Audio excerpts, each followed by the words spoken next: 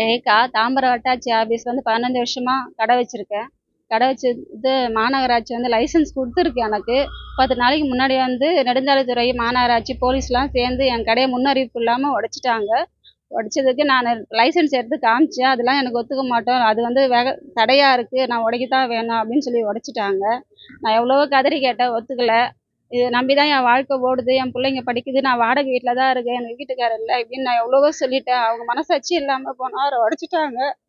அந்த 10 நாள் என்னால் எதுவுமே பண்ண முடியல, என்ன பண்ணுறதுன்னு தெரியாமல் இருந்தேன். அப்புறம் மீடியாவில் எனக்கு பேட்டி எடுத்தாங்க. எடுத்த உடனே அண்ணன் சிட்டப்பக்கா ராஜேந்திர அண்ணன் பார்த்துருக்காரு.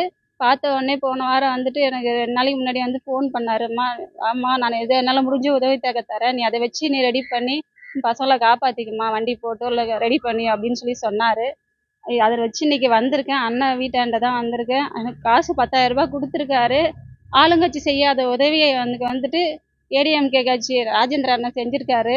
எனக்கு மிக்க நன்றி அண்ணனுக்கு. அதாவது அவங்களுக்கு செய்யணும்னு தோணாதது அண்ணனுக்கு தோணியிருக்கு. மிக்க நன்றிப்பா. அதிமுக ஆட்சிக்கு வந்தால் நல்லா தான் இருக்கும். அதாவது ஏழை மக்களுக்கு எங்களுக்கு உதவியாக இருக்கும். பணக்காரங்களை பார்க்கறத விட ஏழைங்களை பார்க்கறது அவங்களுக்கு ரொம்ப முக்கியமாக பார்ப்பாங்க. அதனால தான்